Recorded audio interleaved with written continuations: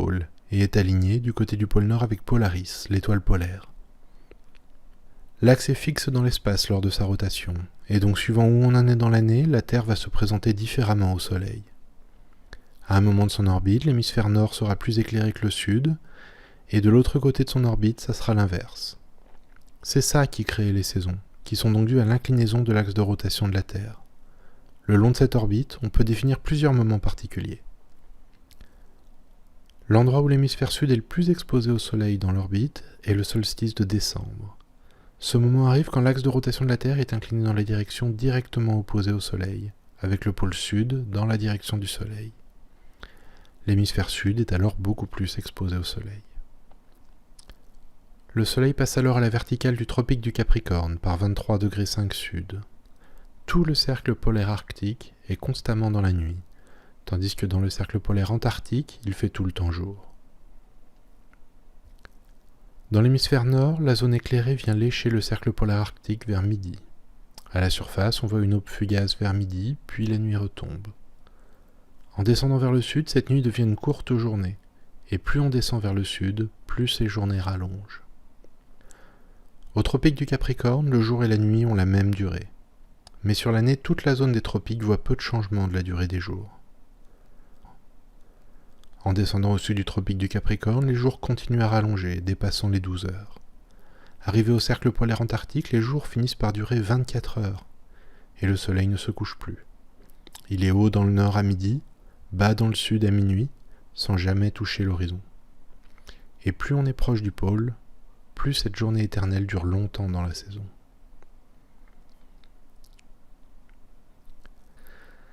Six mois plus tard, pendant le solstice de juin, la situation est inversée.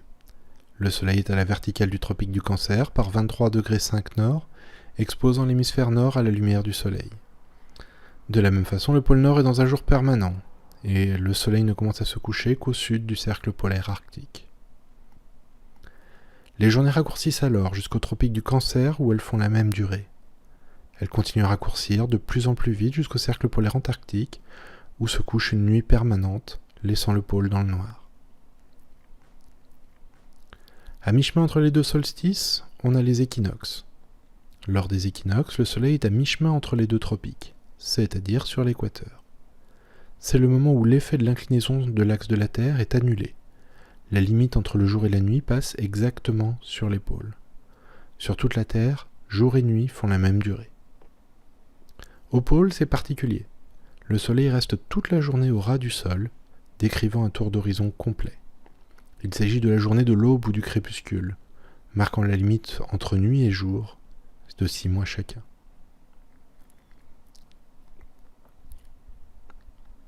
Donc le phénomène des saisons est dirigé par la position du soleil par rapport à l'équateur. Plus le soleil passe au nord, plus c'est l'été dans l'hémisphère nord. Et plus le soleil passe au sud, plus c'est l'été dans l'hémisphère sud. Pour prendre en compte ce phénomène en astronomie, on utilise le concept de pied d'un astre. Le pied d'un astre, c'est la position unique sur la Terre qui voit cet astre exactement à la verticale. Cette position a une latitude et une longitude, donc on peut s'en servir pour étudier les phénomènes causés par cet astre. À cause de la rotation de la Terre, tous les astres voient leur pied faire un tour complet le long d'un parallèle sur une journée. La longitude du pied des astres va évoluer de 360 degrés en 24 heures, soit 15 degrés par heure, soit 15 minutes d'angle par minute. En plus de ce mouvement causé par la rotation de la Terre, le mouvement propre de l'astre par rapport à la Terre va faire évoluer le pied de cet astre. Pour les étoiles, elles sont suffisamment loin pour que leur mouvement puisse être négligé. Les étoiles les plus lointaines forment donc sur la sphère céleste des repères fixes. Par contre, les corps du système solaire vont avoir un mouvement par rapport au fond des étoiles immobiles. Les planètes vont ainsi décrire des courbes compliquées qui ont fasciné les astronomes et leur ont valu leur nom, qui signifie errant. On appelle la longitude du pied d'un astre l'angle horaire, qu'on note GHA pour Global Hour Angle. On l'appelle global quand il est pris par rapport au méridien de Greenwich.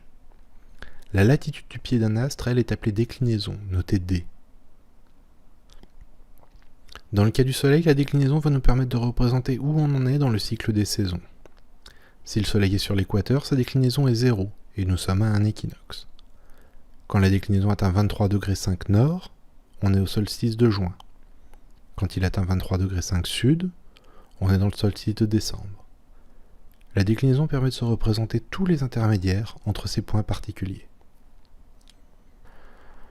Quant à l'angle horaire du Soleil, pour vous en parler, j'ai besoin de vous montrer cette figure. Elle s'appelle analème, et c'est encore un phénomène qui a fasciné les astronomes depuis l'Antiquité. Il s'agit de la forme qu'on va dessiner si on trace la position du Soleil tous les jours quand une horloge indique midi sur une année. Ce 8 montre deux phénomènes.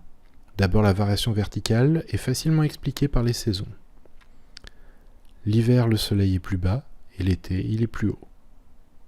On peut donc mesurer la déclinaison du Soleil sur l'analème. Mais la variation horizontale est plus étonnante. C'est un peu comme si, comme la montre marque midi, le Soleil, lui, n'est pas tout à fait à midi. Parfois un peu en retard, parfois un peu en avance. Mais le fait que le 8 soit fermé montre que, sur une année, le Soleil retombe sur ses pieds. L'angle horaire du Soleil à midi n'est donc pas exactement 0. C'est parfois un peu plus, parfois un peu moins. Et les phénomènes qui affectent ce décalage sont cycliques sur une année. Quand on mesure ce décalage entre le midi des montres et le midi du Soleil, ça nous donne une courbe, appelée l'équation du temps en rouge sur le dessin.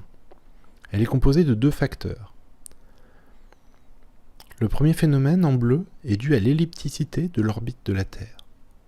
La Terre est au plus proche du Soleil vers le 3 janvier et on appelle ce moment la périhélie. De même, la Terre est au plus loin du Soleil vers le 3 juillet, c'est l'apélie.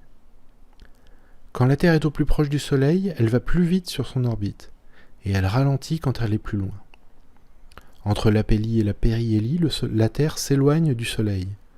Pendant tout ce temps, le Soleil va accumuler un peu de retard chaque jour.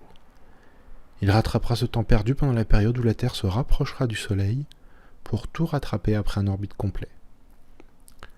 Le retard correspondant a été tracé en bleu sur le graphe. Le deuxième phénomène est causé par l'inclinaison de l'axe de rotation. Celui-là n'est pas évident à visualiser. Le décalage s'annule à chaque solstice et à chaque équinoxe. Il est tracé en vert sur la courbe. Quand on additionne la courbe verte et la courbe bleue, ça nous donne exactement la courbe rouge, c'est-à-dire le décalage qu'on a mesuré entre le midi au Soleil et le midi à la montre. L'angle horaire du Soleil à midi va donc varier au fil de l'année suivant l'équation du temps. L'inclinaison de l'orbite terrestre donne à l'analème sa forme en 8, verticalement par les variations de l'inclinaison et horizontalement par les variations de GHA dues à l'inclinaison. Les variations dues à l'ellipticité de l'orbite ne sont pas totalement synchronisées avec le cycle des équinoxes, et donc ils vont déformer le 8 pour lui donner cette forme envoûtante. Et voilà le premier épisode d'astronomie. Ce qui est important, c'est de bien comprendre ce qu'est la déclinaison et son lien avec les saisons.